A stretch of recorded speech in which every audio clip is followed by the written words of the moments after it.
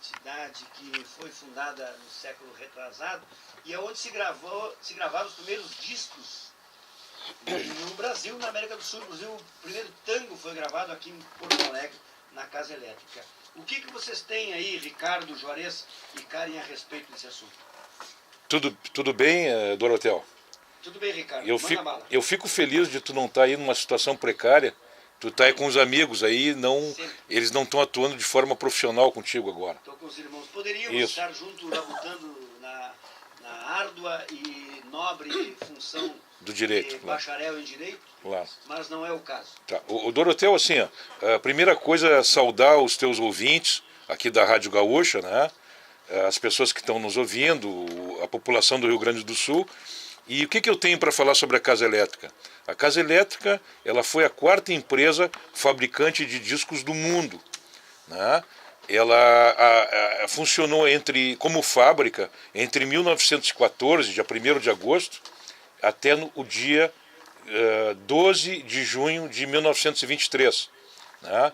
Ela foi à falência no dia 10 de janeiro de 1924. O que acontece? A Casa Elétrica, como eu falei, foi a quarta empresa fabricante de discos do mundo, porque existiam antes dela 3 grandiosas empresas multinacionais. Uma delas, tu já deve ter ouvido falar, a Victor, né? Que depois virou RCA Victor. E isso do cachorrinho, aquela que o cachorro ficava ouvindo o gramofone, né?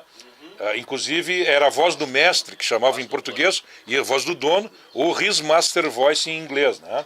Então era um símbolo muito forte essa do cachorrinho, né? Do cachorro. Ela é uma fábrica que teve várias fábricas, uma empresa que teve várias fábricas no mundo, e ela chegou a ter 10 mil funcionários na década de 1910. Foi a maior empresa fabricante de discos no início da indústria fonográfica.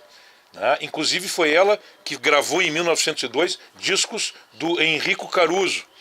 Né? Gravou óperas, e o Caruso foi a primeira pessoa, o primeiro artista que vendeu 1 milhão de discos, cópias de um título. Né? Bom, depois nós temos a Columbia Records, que era americana, também uma grande indústria. Né? E depois nós temos a Odeon alemã. Na verdade, a Casa Elétrica não foi a primeira fábrica da América Latina e nem do Brasil. A Odeon, 1 ano e meio antes, colocou aqui, em dezembro de 1912, uma unidade fabril no Rio de Janeiro, né? em sociedade com o Fred Figner, que era um comerciante. Na época, os discos e gramofones, eles eram comercializados por essas lojas, né? E a Casa Elétrica nem era o nome da fábrica do Savério Leonetti. A Casa A Elétrica era o nome da loja que ele tinha aqui na Rua da Praia, na Rua dos Andradas, né? Mas popularmente ficou conhecida a fábrica dele como Casa Elétrica também. O prédio lá ainda existe, esse prédio centenário. Eu estava ouvindo aqui que um dos orgulhos que vocês têm é serem patrocinados pelo GBUX, que está fazendo 102 anos esse ano. Né? Então deve ser de 1913, o GBUX também é centenário. A Casa Elétrica começou gravando discos em 1913, só como gravadora. Em 1914, ele compra o maquinário e começa a prensar discos. Como tu falou, a Casa Elétrica ela é pioneira na indústria fonográfica, e tem uma coisa que tu não sabes, ou talvez tu saiba, mas certamente a maioria dos ouvintes não sabe, é que as primeiras músicas regionais gaúchas, né, foram gravadas e prensadas na Casa Elétrica. Em 1914, um senhor chamado Moisés Mondadori, que tinha apenas 18 anos na época, ele grava as Trovas do Boi Barroso, né? Aquela música que nós cantamos quando somos... Esse material todo foi criteriosamente pesquisado e publicado pelo João Carlos Dávila Paixão Cortes. Certamente. O maior número de informações a respeito do que estás dizendo aí. Mas é bem interessante, é bom que se repita essa pesquisa de vocês. E o que, afinal, vocês estão trabalhando em torno desse projeto? Foi bom tu teres falado do Paixão Cortes, né? O Paixão Cortes ele desenterrou essa história das brumas do esquecimento, né?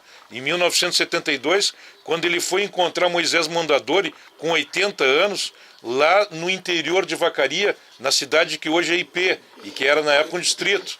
E ele grava uma entrevista com o Mondadori, e a partir dali ele começa as pesquisas dele, né, em relação à casa elétrica, que culminaram em 1984 com um livro, né, Aspectos da Fonografia e Música Gaúchas, né, que foi um livro que, como tu falaste, o Paixão Cortes aborda a questão da casa elétrica.